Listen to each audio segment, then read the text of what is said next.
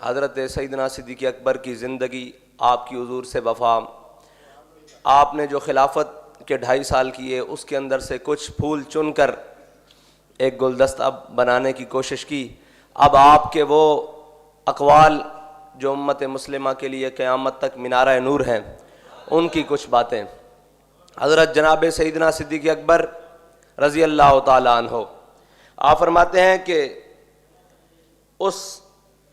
آسانی میں کوئی بھلائی نہیں جس کا انجام جو ہے وہ جہنم ہو۔ فرمایا اس آسانی میں کوئی بھلائی نہیں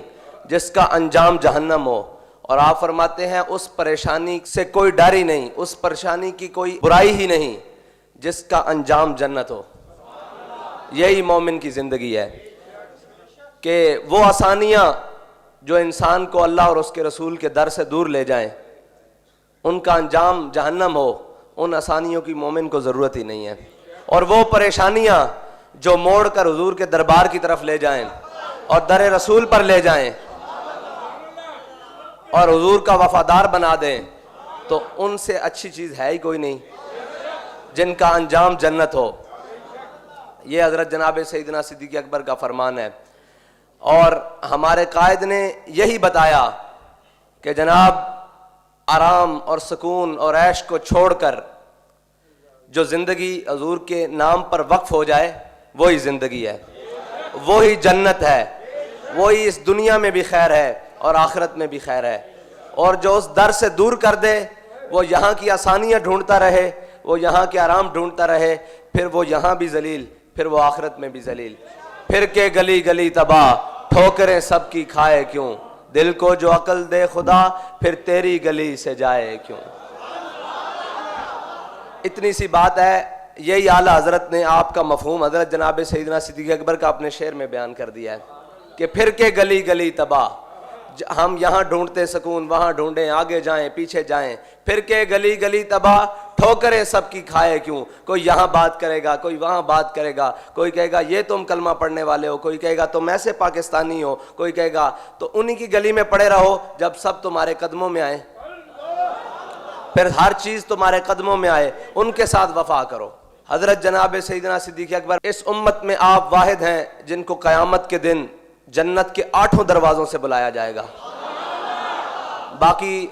قیامت کے دن جو زاہد ہوگا، عابد ہوگا، اسے تقویٰ کے دروازے سے بلایا جائے گا، زہد کے دروازے سے بلایا جائے گا، جو سخی ہوگا اس کو سخاوت کے دروازے سے بلایا جائے گا، جو مجاہد ہوگا اس کو جہاد کے دروازے سے بلایا جائے گا۔ جنت کے 8 دروازے ہیں، 8 دروازوں سے بیک وقت صدیق اکبر کو بلایا جائے گا۔ ہر دروازہ یہ خواہش کرے گا کہ آپ ادھر سے تشریف لے آئیں، ہر دروازہ یہ خواہش کرے گا کہ جناب سیدنا صدیق اکبر صداقت کے دروازے سے داخل ہوں، عدالت کے دروازے سے داخل ہوں۔ یہ جناب سیدنا صدیق اکبر کی شان ہے۔ آپ نے فرمایا کہ اس بات میں کوئی بھلائی نہیں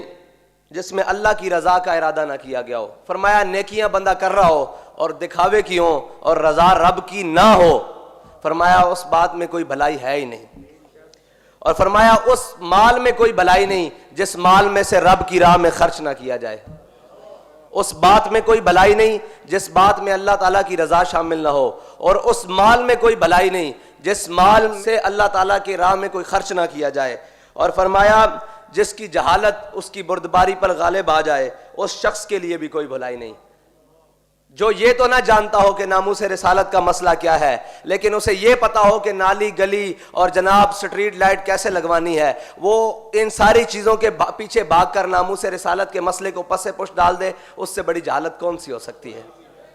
وہ کتنا بھی جناب محلے کا چودھری ہو، جٹ ہو، جناب راجپوت ہو، ملک ہو اور سردار ہو، وہ اپنے محلے کا چاہے جتنا بھی معزز ہو، جس کو ناموس رسالت کا مسئلہ نہ سمجھائے، اس سے بڑی جہالت کیا ہو سکتی ہے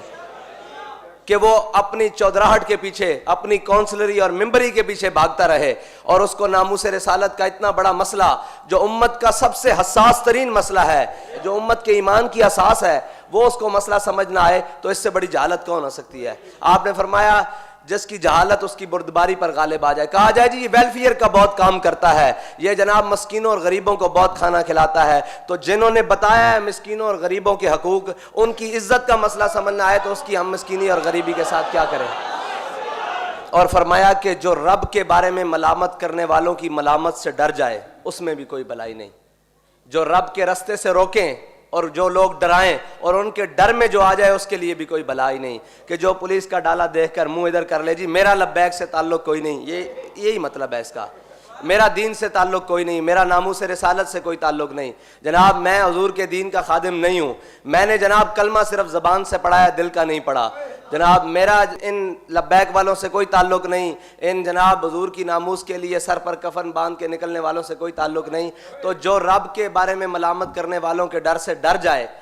اس کے لیے بھی کوئی بھلائی نہیں۔ یہ جناب سیدنا صدیق اکبر کا فرمان ہے۔ اب آپ کو پتہ لگ گیا، فرمایا ایک وہ کام جس میں رب کی رضا شامل نہ ہو اس کے اندر کوئی بھلائی نہیں، اور ایک وہ مال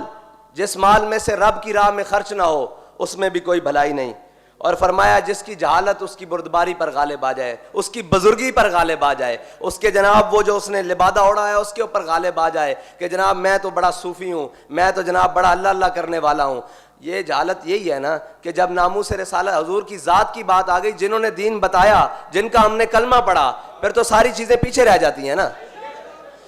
ساری چیزیں پیچھے رہ جاتی ہیں۔ انسان اب عزت کے لیے تو جیتا ہے، مال کماتا ہے زندہ رہنے کے لیے، پھر مال لگاتا ہے عزت خریدنے کے لیے، پھر کہتا ہے یہ میرا مال خرچ ہو، میں عزت سے جیوں۔ تو جناب جس چیز کی عزت کا معاملہ آ جائے پھر ساری چیزیں پیچھے رہ جاتی ہیں، پھر ہر چیز پیچھے رہ جاتی ہے، اور پھر ان کی عزت کی بات آ جائے، کروں تیرے نام پہ جاں فدا، نہ بس ایک جاں دو جہاں فدا، دو جہاں سے بھی نہیں جی بھرا، کروں کیا کروڑوں جہاں نہیں۔